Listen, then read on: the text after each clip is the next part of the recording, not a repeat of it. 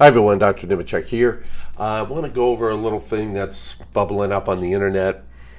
People are hesitant to use glutamine for the short while that I recommend because they're worried it's going to increase what's called glutamate in the brain. And glutamate is a molecule that kind of excites the neurons. Okay, they're worried about that. So the reason why we're using glutamine is in 25% of cases of COVID, this is your gut barrier here. Cells are dying, causing a massive amount of inflammation. Here they're calling it hyperinflammatory. It's a big deal. Okay. And this is self-perpetuating. The data is starting to look, it's lasting at least 3 years, by the research papers. I have just clinical episodes of people coming to me. It started 5 years ago. After a COVID event, and so it's a big deal, okay?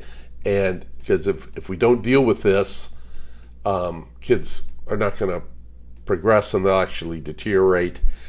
Fortunately, we know about this. This can happen in septic shock, severe burns, untreated HIV infection. We know about this type of phenomena with glutamine, okay? Now, where people are worried is, here's the glutamine we take in that powder. Again, you just need that small amount twice a day for 6 weeks. But people are worried that it gets converted into glutamate, okay, by glutaminase, this enzyme, all right? And they're like, oh my gosh, if I give more, it's going to cause more to be made. Now, the physiology doesn't work that way. It's not that simple, the way the body is set up, okay? Now, and here's some of the stuff about if you have excess glutamate. So here, these are in vitro, that means test tube, in vivo, in animal studies. They're showing it can degrade neurons, impair antioxidant, cause oxidative stress, mitochondrial dysfunction, excitotoxicity. That's what people are worried about. More inflammation, acetylcholine activity is affected, and protein aggregation. That might be like Alzheimer's, okay? So this is some of the stuff in the background. You don't want too much glutamate in the brain. Now, one of the interesting things is in this, this is big. So here's amino acid patterns in children with autism. Okay. Basically what they've shown is that kids with autism have lower levels of glutamine, and they have, here down here, higher levels of glutamate or glutamic acid. Those are the same thing. Low glutamine, high glutamic acid already.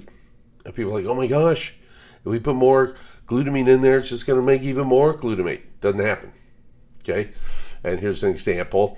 In adults, we don't have this same thing in autism, but there's a paradoxical response. What happens here is, high dose oral glutamine reduces glutamate levels in the spinal fluid. Okay? So it could, in fact, actually help the kids by boosting their glutamine levels and dropping their glutamate levels. Now, I'm not using it for that, okay? We're just using it for the short term. And we're trying to fix this. Now, sometimes, as my other videos, the kids get more irritable, more excited when they're on the glutamine, and you got to get the 6 weeks in, but that's because it's triggering, you're getting more constipation, and that makes your blood pressure issues worse. It's not about excitatory issues in the brain. If it was, because when that happens in kids and we just give them enough Miralax to get them pooping, that aggression goes down. If it was from the glutamate, that wouldn't happen. Okay? So if you fix the constipation, that excitability you're seeing goes away. So again, don't worry about it. It's very important. All the kids get it at least once, and then you get a 6-week course twice a day anytime you're suspect that maybe they had contracted COVID again.